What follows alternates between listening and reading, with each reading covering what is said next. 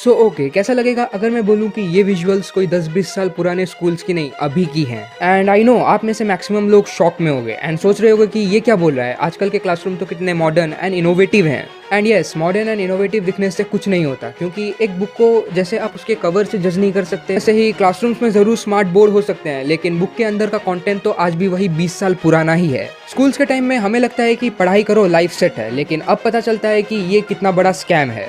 तुम्हें लगता है कि स्कूल्स में हमें लाइफ के लिए प्रिपेयर करते हैं, पर रियलिटी ये है कि हम सब एक आउटडेटेड सिलेबस के प्रोडक्ट्स हैं। सो आज मैं आपको बताने वाला हूँ कि एजुकेशन सिस्टम क्यों एक ग्लोरीफाइड जेल है एंड हम इससे कैसे एस्केप कर सकते हैं। So guys, disclaimer is here. इससे पहले कोई मेरे बात का अलग सिंटैक्स निकाल ले तो मैं इससे पहले सब चीज़ क्लियर कर देता हूँ।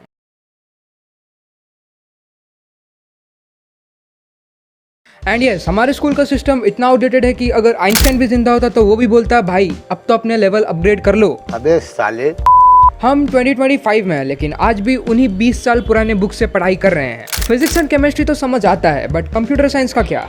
आज एआई का ज़माना है, लेकिन आज भी हमारे स्कूल्स एंड कॉलेजेस के बुक्स में एआई टूल्स का कोई नामो निशान तक नहीं है, और उसकी जगह पढ़ाया जाता है how to create word document in MS Word 2013। Like seriously?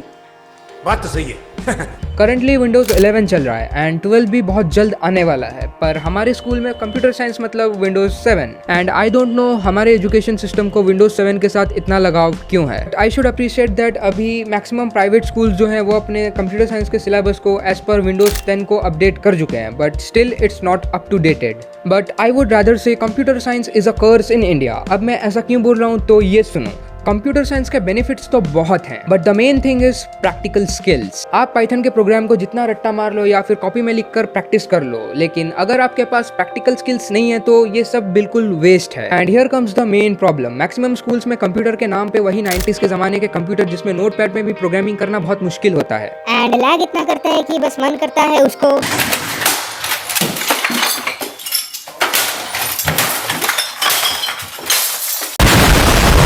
And real life practical skills तो भूल ही जाओ।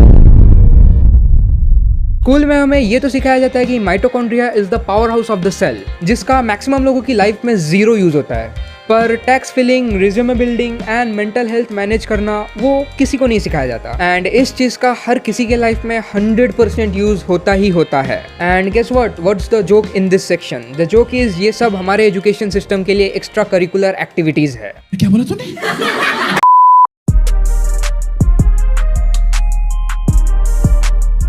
अगर आपने स्ट्रीम्स के नाम पर साइंस ले लिया है, which is completely fine, science के साथ आपका इंटरेस्ट थोड़ा अकाउंटिंग या फिर साइकोलॉजी में भी है, देन कॉन्ग्रेचुलेशंस, आप ये नहीं कर सकते। तो पूछो क्यों? हमारे यहाँ ऐसा ही होता है। कोई सेंस है इस बात की? Seriously, I am not joking.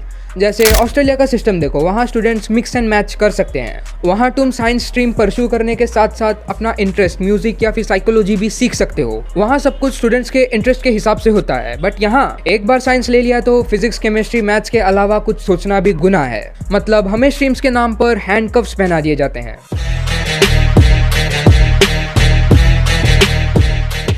ठीक है, हमारे सिस्टम का सिलेबस बहुत आउटडेटेड है, स्कूल्स एंड कॉलेजेस का कल्चर बहुत कंजर्वेटिव है, एक्सेट्रा फ्लॉज हैं हमारे सिस्टम में। एंड ये तो बस शुरुआत थी। उससे भी बड़ा घोटाला क्या है आपको पता है? वो है corruption and scams in educational sector. तो चलिए अब बात करते हैं एजुकेशनल माफियाज की, जहाँ paper leaks, fake degrees and capitation fees का धंधा चलता है। हर साल कोई ना कोई एग्जाम पेपर लीक होता ही होता है, फिर चाहे वो बोर्ड्स का पेपर हो या फिर कोई कॉम्पिटिटिव एग्जाम का। एंड यस, लास्ट ईयर 2024 में आप लोगों को याद ही होगा NTA आई मीन नीट का पेपर लीक हुआ था।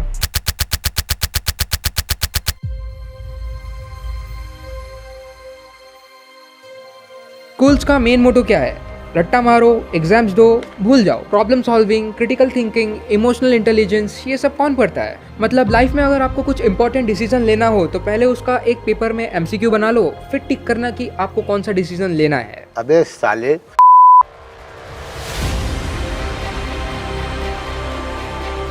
पर दोस्तों, उम्मीद पर दुनिया कायम है। तो आपकी तरह मैं भी मायूस हूँ, लेकिन उम्मीद पर दुनिया कायम है। दिल दुखा है लेकिन टूटा तो नहीं है। तो हम उम्मीद तो नहीं छोड़ सकते। अगर सिस्टम चेंज नहीं हो रहा तो हम खुद का सिस्टम बना सकते हैं।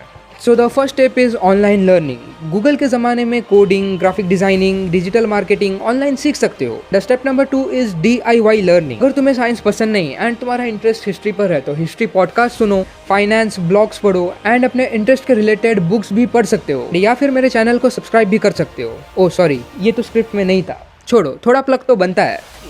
बहुत तेज हो रहा है। ओके, अब मजाक से हटके number 3 is real life hacks. Internship start करो, स्टार्टअप ज्वाइन करो या फिर ट्रैवल करके सीखो। जैसे फॉरेन कंट्रीज में लोग गैप ईयर लेते हैं, वैसे ही हम इंडिया में जुगाड़ ईयर ले सकते हैं। एजुकेशन सिस्टम को फिक्स करने से पहले हमें अपने आप को फिक्स करना होगा। सिस्टम परफेक्ट नहीं है, लेकिन तुम्हारे पास ऑप्शंस हमेशा हैं। स्कूल्स में हमें लिमिट्स नहीं, टूल्स देने चाहिए। सो ओके, अगर आपने अभी तक अनअकैडमी और फिजिक्स वाला के बीच में कंट्रोवर्सी नहीं देखा है तो अभी आपके स्क्रीन में जो वीडियो आ रहा है आप उस पर क्लिक करके जाके देख सकते हैं। सो आज के लिए बस इतना ही, मिलते हैं अगले वीडियो में। तब तक के लिए keep trying, keep smiling, bye bye.